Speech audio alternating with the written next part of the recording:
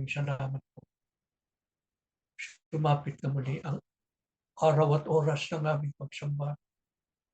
Salamat, Ama, na luwalhati naming sinapit ang banal na pagtitipon upang sa ganito naming mga pagsamba, ialay namin sa iyo ang aming mga abang sarili. Banal, kalugod-lugod sa iyong paningin. Ngunit nakita mo kami sa maraming mga pagkukulang at pagkakasala. Kahabagan mo po, patawarin mo ang iyong mga anak. Muli mong linisin ang aming buong pagkatao. Payagan mo po makaharap kami sa iyo. Nakarapat-dapat maialay namin ang isang katampatang pagsamba para sa iyong kaluwalhatian. Kinasasabi ka namin ang ganitong mga pagsamba. Ang ganito naming mga pagtitipon, ang natitirang pag-asa namin para kami makapagpatuloy na matatag sa harap ng maraming mga pagsubok. Maingatan namin ang pananampalataya. Maisulit namin sa takdang araw na babalik ang iyong bugtong na anak. Maging dapat kami na manirahan sa bayang banal. Pag nagugunita namin ang kaluwalhatiang ipinangako mo, lalong nasasabi kami, pag nakikita namin ang buhay namin sa daigdig, lalong nasasabi kami na dumating ang araw ng paghuhukom sapagkat yun ang dakilang araw ng aming kaligtasan. Kaya habang kami naglalakbay sa daigdig, kahabagan mo, Ama, wag mo kaming bibitiwan. Pagka kami narito sa pagsamba, wag mo kaming bibiguin. Salamat po. Hindi mo binibigo ang aming pag-asa. Pagka kami nagkakatipong magkakapatid, sinasalubong mo kami ng iyong kapangyarihan. Mula sa mga pag-awit, pinagugunita mo sa amin kung gaano kami kapala,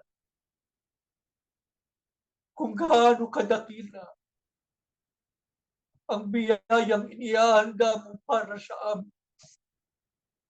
Sapat! Sapat ito, Ama, para muli kaming magpanibagong lakas.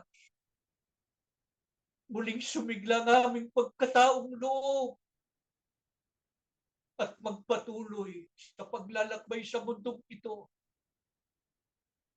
na ipinakikipagbaka ang aming kahalalan. Panginoong Hesus, salamat ng marami sa pag-alalay mo, sa pag-iingat mo sa amin araw-araw. Salamat sa mga biyaya. Salamat sa liwanag ng mga aral. Salamat po sa pagpapatatag mo ng aming loob sa panahon ng mga pagsubok. Lingapin mo kaming muli. Lingapin mo ang aming pagsamba. Pinupuri ka ng aming mga puso. Ama, muli kaming nakahanda para tumanggap ng mga payo mo. Mga aral na itinuro ng iyong sugo. Mga leksyong inihanay ng kapatid na Eranio Manalo upang patuloy na mapangalagaan ang kapakanan ng aming mga kaluluwa na kahit wala na sila sa piling namin, manatili po kami sa daan ng kaligtasan. Sumasampalataya kami, Ama. Minsan pa narinig mong aming mga panalangin. Pamamalagi ka po sa buong panahon ng aming pagsamba. Sa pangalan po ng aming Panginoong Hesus-Kristo. Amen. Mga mahal na kapatid, ang pag-aaralan po natin ay hapon sa leksyon inihanay ng kapatid na may pamagat ang kaanib sa Iglesia ni Cristo na hindi manghihina. Dahil po sa labis na kapigatian sa buhay na ating nararanasan. May mga pagkakataon po na may mga kapatid na tila nanghihina sa pananampalataya. Ito nga ang dahilan kaya napapabayaan mga paglilingkod sa Diyos. Hindi po ito dapat mangyari sa atin. Dahil isinasapanganib po nito ang ating kaligtasan. Ang Biblia ay mayroon pong itinuturo kung paano tayo makapananatiling matatag sa harap ng maraming mga pagsubok. Sino sa mga kaanib sa Iglesia ni Cristo ang hindi kailanman manghihina sa pananampalataya? Ang matatag at masigasig sa pagkatawag sa kanilang Diyos. Kaya nga, ano ang tagubilin sa atin upang hindi tayo matisod at manghina? Sabi ng Biblia, mga kapatid, lalo kayong maging masigasig. Sa pagsali ng Biblia, lalo tayong maging matatag. Ulitin natin, mga kapatid, lalo kayong maging masigasig upang matiyak ninyo na kayo ay tinawag at pinili ng Diyos. Kung gagawin ninyo ito, hindi kayo matitisod. Pag hindi tayo natitisod, hindi tayo kailanman manghihina. Bakit po makatwiran lamang na tayo ay maging matatag at masigasig? Ano ba ang saligan ng ating kahalala? Sa ikalawang Pedro 1:19, ang sabi ng Biblia, kami ay mayroong lalong panatag na salita ng hula. Ano po yan? Yan ang mga salita ng Diyos na nakasulat sa Biblia. Ito po ang patotoo ng Diyos na tayo ay tinawag niya. Gaano po ito kahalaga? Ang sabi, isang ilawang lumiliwanag sa isang dakong madilim. Mabuti ang inyong ginagawa kung ito'y inyong sinusundan. Sinusunod. Mula sa salitang sunod. Di ba? Sinusundan. Sinusundan. Nililinaw ko yun mga kapatid sapagkat mamaya ay muling babalik yan. Sa makatwid, mayroong liwanag na tumatanglaw at gumagabay sa atin sa paglalakbay. Kaya tiyak na matagumpay tayong makararating sa kaharian ng Diyos. Yung liwanag ng mga salita ng Diyos, mga aral na itinuro ng sugo, siyang tunay na sugo ng Diyos, na binatbat niya ng kanyang mga patotoo, yun ang tumatanglaw sa atin. Gumagabay sa atin. Kaya paano tayo maliligaw? Paano tayo mapapaliwara? Tiyak na matagumpay tayo makararating sa kaharian ng Diyos.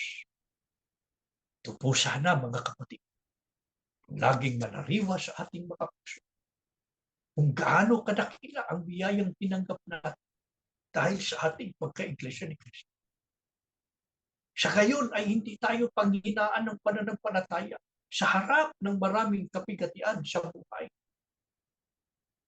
Bakit po ang mga may matatag na pananampalataya sa kanilang kahalalan ay hindi kailanman manghihina? Sa panahong Kristiyano, ano ang garantiya ng Panginoong Jesucristo sa mga hinirang? Hindi sila pababayaan ng Diyos ang Panginoong Jesucristo. Anong katunayan? Binigyan sila ng espesyal na pribilehiyo para hindi sila manghina. Ano yun?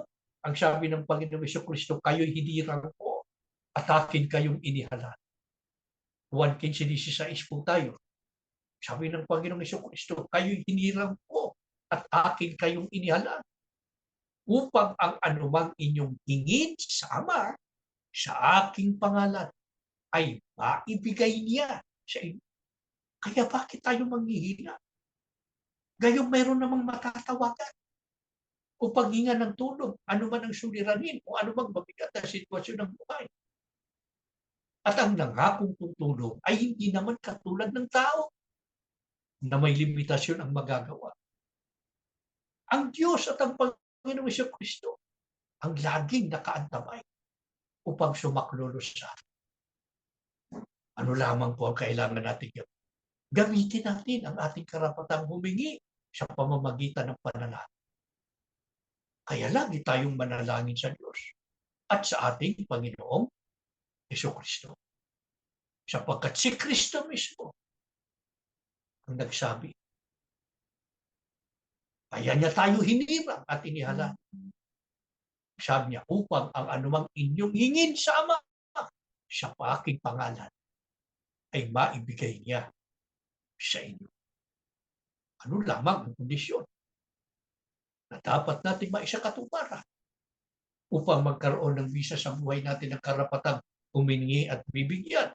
Sa talatang 7, ang sabi ng Panginoong Jesucristo, kung, kasi sinabing kung, kondisyonal, kung nananatili kayo sa akin at nananatili sa inyo ang aking mga salita, hingin ninyo ang anumang nais ninyo. Isipin niyo mga kapatid, hinahamon na tayo ng Panginoong Jesucristo. Hingin ninyo ang anumang nais ninyo. Ano man ang gusto natin. At matutupad iyon para sa inyo. Pero kailangan gawin natin yung kondisyon. Nananatili tayo sa Kanya, Iglesia ni Cristo tayo, at nananatili sa inyo, sa atin, mga salita niya, ang mga aral. Ano katumbas yun? Lagi nating sinusunod o tinutupad. Kaya hindi sapat na Iglesia ni Cristo lang sa pangalan. Iglesia ni Cristo ako. Kumusta ang iyong buhay?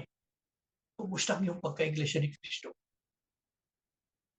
Hindi pwedeng papakilala kang kapatid pero tiwalay ka naman o korap. Mamamatay tao. Papagamit. Gagamitin kang sinungaling na saksi. Kapalit ng salapi. Hindi ba? Ginagamit mo ang iglesia para makakuha ka ng project sa gobyerno para ikaw ay yumaman. At iba pa.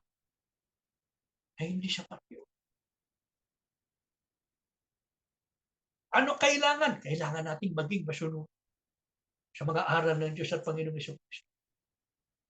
Kaya yung nagsasabing Iglesia ni Cristo pero nakikita mo sa iba't ibang kasamaan sa tiwaling pamumuhay, hindi tunay na Iglesia ni Cristo.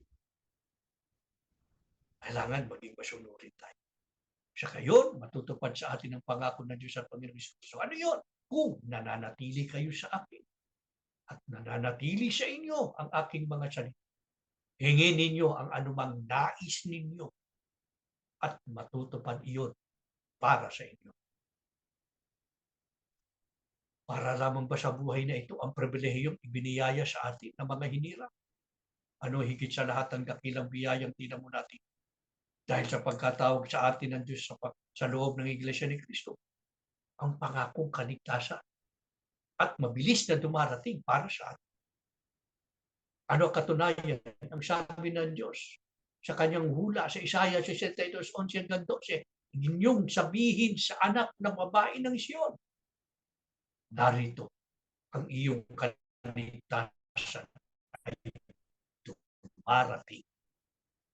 Hindi natin pinag-aalinlanganan ng katotohanan ang tinutukoy na anak na babae ng Siyon ay ang Iglesia ni Cristo sa mga huling araw na naging bunga ng gawaing pangangaral ng kapatid ng Felix Manalo. Ano katunayan? Tiniyak ang panahon ng pagtawag sa kanila ng Diyos, mga wakas ng lupa o sa mga huling araw na ito. Ang Siyon ay tumutukoy sa Israel at maaari ding tumukoy sa Iglesia ni Cristo. Sapagkat ang Iglesia ni Cristo ay Israel, tinatawag na Israel sa pangako. Pero hindi ito Iglesia ni Cristo noong unang siglo. Sapagkat ang banggit ay anak ng babae na siya. Kaya maliwanag ito ang Iglesia ni Cristo sa mga huling araw. Ano ang ipinasasabi sa atin ng Diyos? Ang sabi ng Biblia, inyong sabihin sa anak na babae ng Siyon, sa atin, narito, ang iyong kaligtasan ay dumarating. Pinasampalatayanan ba natin, mga kapatid? Mabilis na dumarating ang ating kaligtasan. Buhay pa ang kapatid na Hiranyo Manalo, madalas na nating naririnig yan. Lalo na sa panahon ito, lalong napakalapit na. Pababayaan ba ng Diyos ang Iglesia ni Cristo sa mga wakas ng lupa? Opo, mabilis na dumarating ang ating kaligtasan, pero lalo namang nagiging mabigat ang pagdadala ng buhay. Lalo namang naging mahirap makatawid bawat araw sa dami ng intindihin, iba't ibang mga kalamidad, mga kapahamakan, kaguluhan, digmaan, mga karamdaman. Pagka tayo laging nanonood o kaya nagbabasa ng balita, gaano kagulo ang mundong ating nilalakbay. Kaya, mabilis na dumarating ang ating kaligtasan, pero lalo naman tayong lalo namang nagiging mapanganib ang ating kapaligiran. Pero pababayaan ba ng Diyos ang Iglesia ni Cristo sa mga wakas ng lupa? Ang sabi sa Huda, tatawagin nila sila ang banal na bayan, ang tinubos ng Panginoon, at ikaw ay tatawagin ginanap bayang hindi pinabayaan. Kayo ang tatanungin ko, mga kapatid. May dahilan ba para kayo manghina at mawalan ng pag-asa? Sa halip na manghina, ano ang inaasahan sa atin ng Diyos? Sa palatayanan natin ng pangako at kapangyarihan ng Diyos. Lubos tayong magtiwala sa salita ng Diyos na hindi niya tayo pababayaan.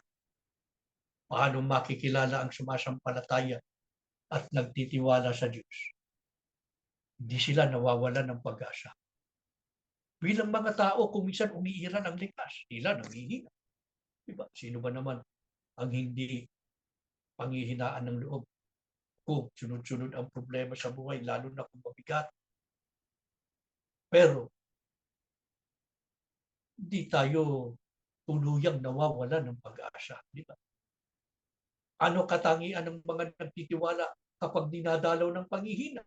Ang sabi ng Biblia sa Isaiah 40:31, muling lumalakas at sumisigla ang nagtitiwala sa Panginoon. Ganyan tayo, mga kapatid. Lilipad silang tulad ng mga agila. Sila'y tatakbo, ngunit hindi mapapagod. Sila'y lalakad, ngunit hindi manghihina. Ganito ang marami sa inyo, mga kapatid. Gaano kabigat ang mga pagsubok na ating binaka at patuloy na binabaka. Gaano po kahigpit ang mga pag-uusig na ating sinahupa. Opo, may mga sandali na lapis tayong napipigati at halos panawan ng lakas. Pero inuulit namin, hindi tayo nawawalan ng pag-asa. Kapag nagugunitan natin ang mga pangako ng Diyos at ng Panginoong Kristo, nagbabalik sa ating alaala ang mga himalang ating naranasan dahil sa kanilang kapangyarihan. Hindi tayong lumalakas at sumisigla. Diba totoo yan, mga kapatid? Pag nagbabalik tanaw tayo sa buhay natin, mga pinagdaanan natin, nagbibigay sa atin ng kalakasan. Ano dapat nating panindigan upang ang Diyos ay makasama natin magpakailanman? at hindi tayo mabigo. Pagdating ng takdang panahon, kararating tayo sa kanyang piling. Ano dapat nating panindigan?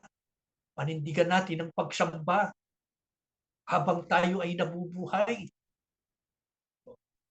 Habang tayo ay nabubuhay, huwag nating pababayaan ang pagsamba.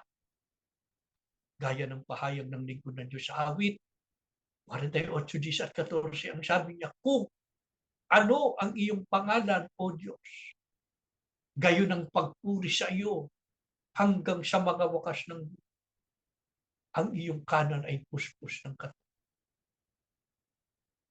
Kaya ang pagsabay hindi sa panahon lamang na payapa at maalwan ang buhay. Na kung may mga bagabag na sa buhay ay hindi na muna sasamba. Hindi. Ang mga tunay na lingkod ng Diyos na nagtitiwala sa Kanya, nagpupuri sa lahat ng panahon. Ano man ang sitwasyon ng buhay, sa kasaganaan o kahirapan, sa kaligayahan o sa kalimpayan, at kahit sa harap ng banta at panganib sa buhay, ay hindi nila iiwan ang pagsamba.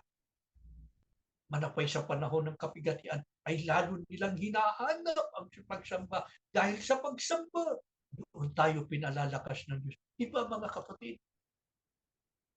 Ano po ang dakilang biyayang maaasahan natin kapag ganito natin binibigyang halaga ang pagsamba sa Diyos?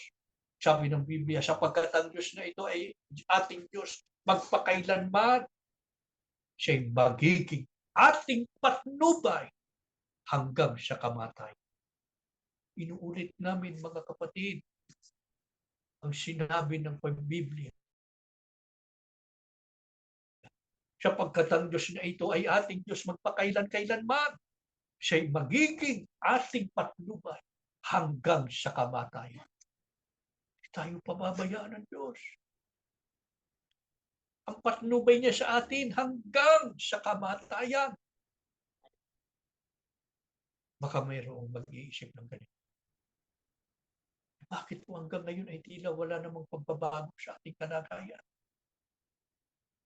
Ilang taon na tayong nagtitiis sa ganito nating sitwasyon na naghihintay sa pangako ng Diyos na pagsasaayos ng lahat ng bagay sa Iglesia. Naiinip na ba tayo? Kaya baka may nag-iisip. Di kaya nakalimutan na tayo ng Diyos. Ano sagot ng Diyos? Sa mga tila naiinip sa kanyang pagliligtas sa atin. At iniisip na nakalimutan na tayo ng Diyos. Sa Isaiah 49:15, ang sabi ng Biblia, ang sagot ng Panginoon, malilimot kaya ng ina ang sarili niyang anak? Hindi kaya niya mahalin ang sanggol niyang iniluwan? Kung mayroon mang inang lumilimot sa kanyang anak, hindi ko kayo kakalimutan kahit sandali. Opo mga kapatid, nagtatagal. Kasi tao tayo, ang isip natin, maraming lumiligalig araw-araw. Pero hindi nangangahulugan, nalilimot na tayo ng Diyos. Nasasaktan tayo, nagtitiis tayo, nahihirapan ang ating kalooban. Lalo na pag nagugulitan natin ang gusaling sambahan. Gusto nating sumamba sa loob ng kapilya. Pero hindi natin magawa. Hindi ibig sabihin nalilimot na tayo ng Diyos. Hindi ibig sabihin ay pinababayaan na tayo ng Diyos. Ang katunayan, narito pa tayo. Nagkakasama pa tayo sa ganitong pagsamba. At sa bawat pagkakatipon natin, narito siya. Isinusugo niya ang kanyang espiritu para palakasin ang ating mga loob, para bigyan tayo ng pag-asa at inspirasyon. Sapagkat mahal tayo ng Diyos. Inihahanda niya tayo, ang ating pagkatao, ang ating damdamin, maging karapat-dapat na manirahan sa piling. Kaya kung minsan hindi man na natin kaya, salamat, narito tayo sa pagsamba. Idulog natin sa Kanya, hanuman ang nagpapabigat ng ating kalooban. Binibigay namin sa inyo ang maikling sandali para kayo mismo ang lumapit sa Ama. Basbasan sana tayong muli ng ating Ama sa ating mga pagdulog sa Kanya. Tumayo kayo mga kapatid at tayo'y mananalangin. Ama namin Diyos, Recording in progress. maraming salamat po sa aming pagsamba. Laging nahayag ang biyaya ng iyong Espiritu. Inaaliw mo ang iyong mga anak. Pinalalakas mo ng aming mga kaluluwa. Pinasisigla mo ang buhay namin. Nalalaman mong kailangan namin ito. Salamat po. Meron kaming pagsambang ganito. Salamat po, nariyan ka Ama, na laging nagmamalasakit sa amin. Pangako namin sa iyo, mananatili po kami sa pagsunod sa iyo. Patuloy kaming magsisikap na maisakatuparan ng mga kalooban mo. Magtitiis kami at magtitiyaga. Hihintayin namin ang araw na ipinangako mo na isasaayos mo muli ang lahat ng bagay sa iglesia. Higit sa lahat, hihintayin namin buong pananalig ang araw ng aming kaligtasan. Huwag mo lamang kaming pababayaan. Patuloy mo kaming alalayan at palakasin. Patuloy mong tanglawan ang aming buhay. Laging magkaisa ang aming mga puso sa pagsunod sa iyo habang nabubuhay. Huwag naming pababayaan ang mga pagsamba. Lubos na maunawaan namin kung pababayaan pa namin ang pagsamba. Paano na lamang kami? Paano na lamang ang aming mga kaluluwa? Lalo kaming maging kabag-kabag kung malayo ka sa amin. Nagiging malapit lang kami sa iyo dahil sa pagsamba. Dahil sa pagsunod sa iyong mga kautusan. Kaya panatilihin mo sa amin ito. Kung kami may humihiling ng mga bagay sa mundong ito, ang lalong naming hinahangad na matanggap galing sa iyo ay ang mga bagay na lalong magpapatatag ng pananampalataya. Ang mga bagay na lalong magpapatibay ng aming pag-asa sa kaligtasan. Kaya tulungan mo kaming lahat na naman ang mangyari sa buhay na ito. Manatili sa puso namin ang iyong mga salita. At itong patuloy na magbigay liwanag sa amin. Para wala nang sino mang maligaw at mapariwara. Kundi lahat kami ay magkita-kita sa bayang banal na ipinangako mo. Panginoong Hesus, ipamagitan mo kami sa Ama. Pagka kami may pangangailangan, lalapit kami't mananalangin sa iyong pangalan. Pagka merong kaming mga suliranin, pagka may panganib sa buhay, Tatawag kami sa Ama sa iyong pangalan. Sumasampalataya kaming matutupad ang pangako mo. Ano man ang nais ng aming mga puso, ay ibibigay mo sa amin. Bahala ka na sa amin, Panginoon. Huwag mong ibibigay sa amin ang mga bagay na magpapalayo sa amin, sa iyo. Tulungan mo pong laging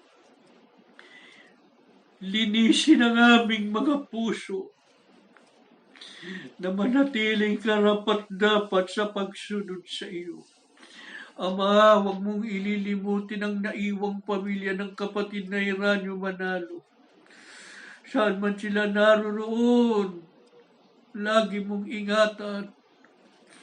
Ang mga anak mong nagtitiis hanggang ngayon sa bilangguan, maawa ka po. Palayain mo ng aming mga kapatid. Maging ang mga anak mong nagsipangalat, bunga ng matinding pag-uusig. Kung saan man naroroon, gunitain mo sila. Lalahanin mo silang lahat. At patuloy na ipagkaloob ang kanilang pangangailangan. Patuloy kaming lahat na magkaisa sa pagsunod sa iyong mga kautusan. Buong buo ang aming tiwala, Ama. Narinig mo na po lahat ng aming mga panalangin. At muli mong binasbasan kaming magkakapatid. Inihiling po namin ang lahat ng ito sa pangalan po ng aming Panginoong Yesu Kristo. Amen.